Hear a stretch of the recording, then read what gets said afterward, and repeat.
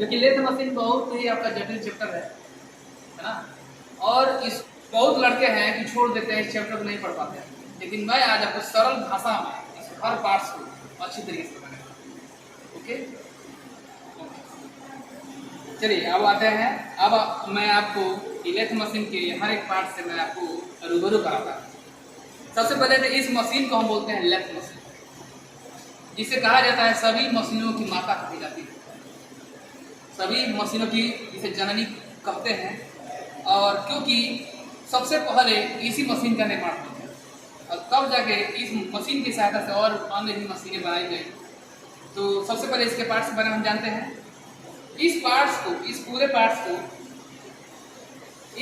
Parts को हम head stock कहते हैं।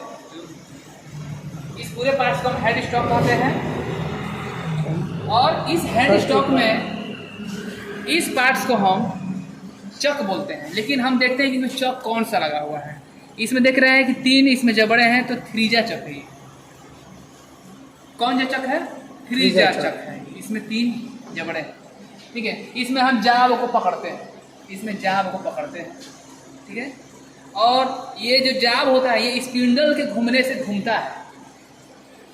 ओके, चलिए उसके बाद ये जो बीच वाला हिस्सा है, इस पूरे हिस्से को हम बोलते हैं कैरिएज। इस पूरे हिस्से को हम बोलते हैं, बीच वाले हिस्से को बोलते हैं कैरिएज। और इसके जो सबसे ऊपर वाला पार्ट है इसे हम बोलते हैं टूल पोस्ट। और टूल पोस्ट को ऊपर एक हैंडल है। इस हैंडल की सहायता से हम इसमें टूल को हटा सकते हैं और लगा सकते हैं। ठीक इसके नीचे देख रहे हैं एक कंपाउंड स्लाइड है, जिसे हम टॉप स्लाइड के नाम से जानते हैं। कंपाउंड स्लाइड जो कि टॉप स्लाइड के नाम से जानते हैं। और इसकी सहायता से हम छोटा टेपर देना होता है, टेपर देते हैं। फिर इसके नीचे हम देख रहे हैं, इसके नीचे आपका स्विवेल प्लेट है। स्विवेल प्लेट जिस पर आपके मार्किंग किए गए हैं कितने डिग्री पे सेट करना है टेपर करने के लिए। फिर उसके नीचे देख रहे हैं क्रॉस स्लाइड है। क्रॉस स्लाइड इसलिए इसे कहते हैं क्योंकि ये आपके बेड के क्रॉस में मूव करता है, इसलिए इसे क्रॉस स्लाइड कहते हैं। ये क्रॉस स्लाइड का हैंडल, इसे क्रॉस हैंडल व्हील कहा जाता है, क्रॉस व्हील कहा जाता है। इसे इसकी सहायता से हम इसको आगे पीछे मूव करा सकते हैं। ओके, अब इसके नीचे हम ये देख रहे हैं, ये नीचे ये जो आपको बोर्ड दिख रहा है, ये जो बोर्ड आपको दिख रहा है, ये एप्रन कहा जाता है। इस एप्रन में देख रहे हैं स्विच की तरह लगा होता है। ये आपका लॉन्गिट्यूडनल व्हील है। लॉन्गिट्यूडनल व्हील का मतलब होता है कि ये आपके बेड के पैरेलल में पूरे कैरियर को ले आएगा, इसीलिए इसे कहा जाता है लॉन्गिट्यूडनल व्हील। ये क्रॉस स्लाइड व्हील। और ये जो बोर्ड है, एप्रन ये जो बोर्ड है, ये बोर्ड में यहाँ पर लॉक है, कैरिज को लॉक कर देता है, यानी ये आगे पीछे मूव नहीं करेगा।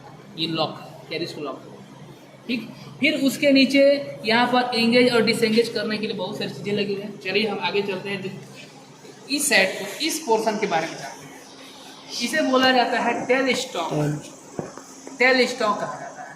टेल स्टॉक का काम होता है लंबी अगर जॉब लगा दिया जाए यहाँ से यहाँ तक, लंबे जॉब को सपोर्ट करने के लिए, ताकि वह वाइब्रेट ना करे, इसके लिए लंबे जॉब को सपोर्ट करने के लिए हम टेल स्टॉक का उपयोग करते हैं, ठीक है। टेल स्टॉक में और भी उपयोग है, जैसे कि मान लीजिए कि अगर किसी जॉब में ड्रिल करना हो, सुराख करना हो, रिमिंग करना हो, तो उसके लिए इस स्पिंडल को बाहर निकाल दिया जाता है, इस सेंटर को बाहर निकाल दिया जाता है। फिर इसमें अलग कोई नया टूल लगा दिया, जैसे ड्रिल टूल लगा दिया, रिमर टूल लगा दिया, है ना। उसके बाद इसकी सहायता से हम जॉब में ड्रिल कर सकते हैं। इस पॉइंट को बोला जाता है डेड सेंटर। इस पॉइंट को डेड सेंटर कहा जाता है, ठीक है।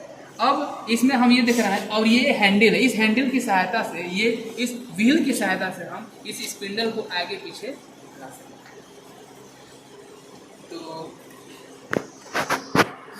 तो मैं आपको ये बता दिया। अभी मैं फिलहाल आपको थोड़े से कम समय में ज़्यादा समझाने की कोशिश किया हूँ।